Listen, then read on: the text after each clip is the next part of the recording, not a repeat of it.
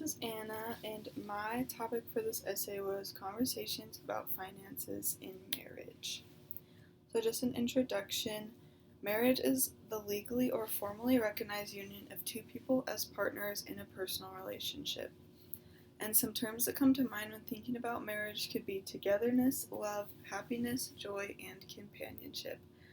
So, I think we all know that marriage is something that a lot of people look forward to, and it's something that can be a really good thing and a really happy thing for a lot of people. So, like I said, marriage is a beautiful thing. You get to be with your best friend for the rest of your life. However, a lot of people don't really realize that marriage is something that takes a lot of hard work and a lot of commitment. It involves hard discussions, tricky situations, and tough choices.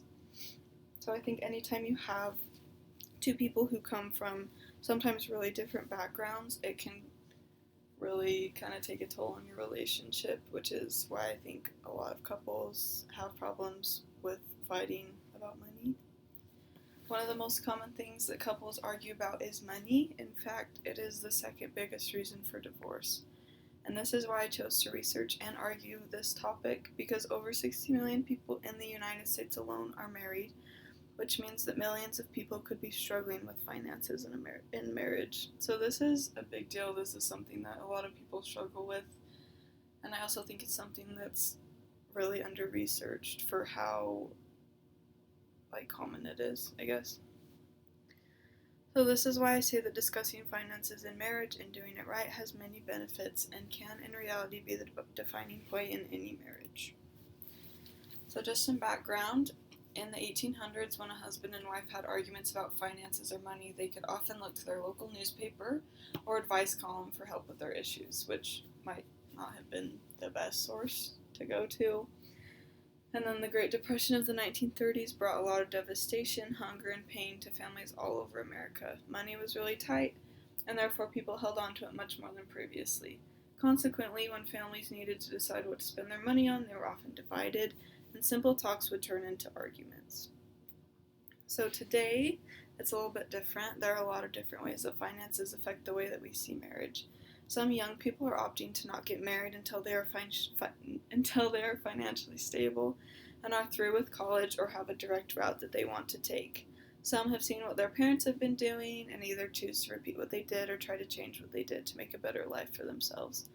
Still, some couples get together because they feel a spark and choose to get married very quickly without talking about the importance of money, only to find themselves unhappy with their situation years or even months later.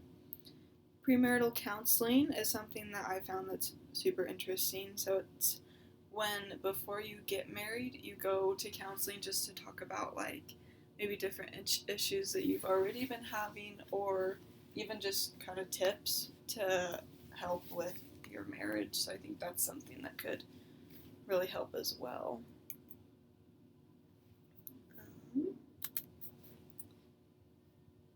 Yeah. Sorry, it's not working. Oh, there we go. So the other side is that many people correlate who they are as a person with the money that they earn.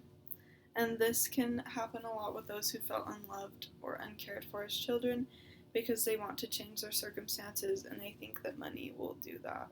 So that's really interesting. I think a lot of people correlate money with something that is emotional for them, so it's a really emotional thing, which is why it's so important to a lot of people. This is the other side. Sorry, that was the other background. Talking about finances with one spouse can often be harder and more uncomfortable than talking about anything else. And so I think people are really afraid to talk about it. So people are afraid to talk about such things, and therefore they will keep their financial problems in a box hidden away or just kind of in the dark. They don't really talk about it. They might be scared of what their partner may say, and they may be scared that they will want to take control of the finances and in turn control who they are. But the importance of talking about finances is not only because of finances, it's also to bring to light other issues that the couple might have. So there are some ways that couples can make it easier to talk about finances. Just kind of talks about integrity, promising to talk openly, listening, striving to understand where the other person is coming from, and focusing on the issue at hand, not past feelings, so not bringing anything up, a week or a month or a year ago. So then my view is that talking about finances correctly with someone's spouse allows them to better be able to understand more about their partner, increase happiness in children, bring to light any underlying issues, and fix the issues about money. So the first one, understanding your partner.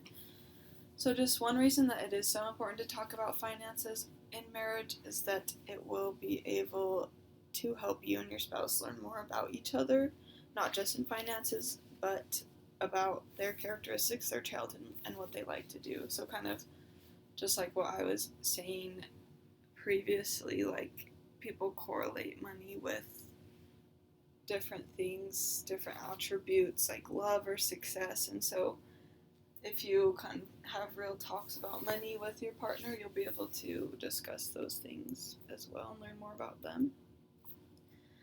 And the reason it is important to talk about money is that when it is successfully done, spouses will be able to have real conversations with each other, and then this allows them to just learn more about each other. So my next point is about children. Things can happen in childhood, and they can and do influence us as we get older and continue on. So as our parents talked about or didn't talk about money when we were small children, they were really teaching us the way that they believe it is acceptable to handle issues and thoughts about money. And then underlying issues, if two people are having disagreements with one another about money, it can also bring up other problems that they're also facing in their marriage. So if this is the case, which it often is, then couples can become more attentive to those problems and can work on fixing those as well. And then just kind of talks about there are a lot of needs in a relationship, not just money, and a lot of them aren't even talked about. And then my last one, just discussing finances in general. So it doesn't really matter, like as long as you're having real conversations and you're striving to do those things that we talked about earlier, like just get to the problem at hand and it will kind of work itself out, but you just need to take that step to talk about money. So what does it have to do with you guys? Relationships are what give life meaning. If we really want to change the way that we talk to the people we love about the things that matter, we need to put in the work. And then just kind of went over some things that we talked about before: listening, seeing the problem from their point of view, considering a lot of options. So just in closing, sometimes people spend so long looking for the right person that they forget about who they are becoming. They forget that marriage takes work after the ceremony as well.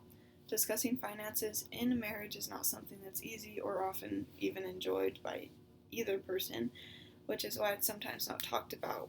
But if couples really strive to talk about finances in a healthy way and in a way that's productive, it can have lasting positive effects on their marriage. So finances in marriage is something that every couple needs to talk about in order to not only have success in their life and goals, but to learn more about their partner and how they can best attune their needs so that they can both truly live happily ever after. So thanks for listening, guys.